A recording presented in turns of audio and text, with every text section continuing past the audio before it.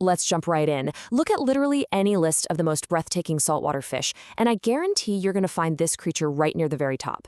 We're talking about Syncyropus splendidus, but you probably know it as the Mandarin Dragonet. It's an absolute marvel of the aquarium trade. But, as we're going to dive into in today's explainer, its massive fame actually hides a surprisingly difficult reality for a lot of hobbyists. I mean, it's pretty easy to see the allure, right? Just listen to this description.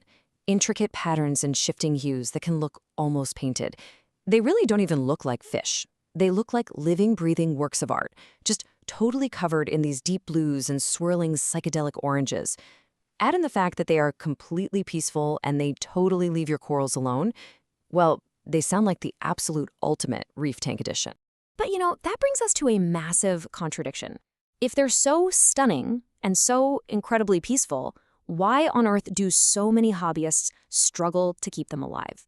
Usually, when you have a notoriously difficult fish, it's because of some hyper-aggressive behavior, or maybe you need to be a master chemist to maintain pristine water parameters.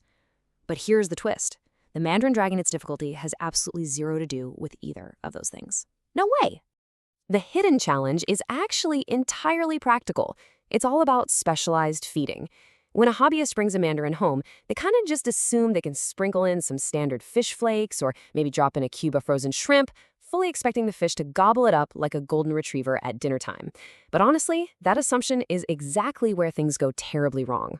So what's the deal? Well, their survival relies entirely on microfauna. We're talking about tiny crustaceans and microscopic organisms. See, in the wild, Mandarin Dragonets don't just eat big meals once or twice a day. No, they spend almost their entire waking lives hunting. They just hover, scan the rocks, and peck at this continuous live prey base. If an environment doesn't have a massive, self-sustaining population of these tiny bugs, well, the Dragonet is in serious trouble. To put that into perspective, think of a brand new, recently cycled aquarium like a massive, sterile supermarket, but with absolutely no groceries on the shelves. Dropping a Mandarin Dragonet into a new tank means there is quite literally no microfauna to hunt. And it really doesn't matter how sparkling clean your water is. If there's no food, they're going to starve. A mature aquarium, on the other hand, well, that's a stable ecosystem with abundant natural microfauna. Their survival totally depends heavily on this long-term tank readiness. And this dynamic creates what experts call the add and feed trap. New owners often make this absolutely heartbreaking mistake of treating them like standard fish. They completely ignore the age of their tank, and they purchase the fish way before the ecosystem is actually ready to support it. The takeaway here is absolutely crucial. Even with 100% perfect water chemistry, a lack of live prey turns a beautiful, exciting addition into a really slow, sad decline. Now let's say you do have a mature tank. It's overflowing with microfauna. You still face another major hurdle: fast feeders. Remember how we said mandarins are super peaceful? Well, in the highly competitive environment of a glass box, being a slow, methodical eater is a massive disadvantage. It's kind of like being the slowest person at an all-you-can-eat buffet. If you pair them up with highly aggressive or fast-swimming tankmates, those faster fish are going to sweep in and devour everything before the Dragonet even decides to take a single bite. So how do we actually solve this? We have to create a foraging haven. If you want this fish to truly thrive, you need a peaceful community setup.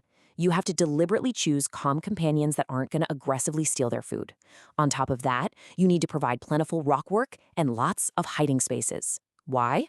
Because when a Mandarin Dragonet feels safe and shielded from that competition, its stress levels just plummet.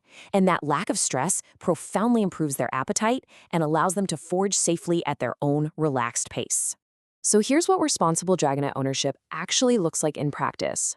Step 1. You have to critically assess your tank. Ask yourself, is it a genuinely stable, mature ecosystem with proven microfauna? Step 2. And honestly, this is a massive insider tip. Plan the diet. Whenever possible, right before you purchase the fish, ask the shop to see it eat. Confirming a specimen already accepts prepared foods, that is a total game changer. And step 3, carefully select those calm tankmates so their access to food is never ever blocked.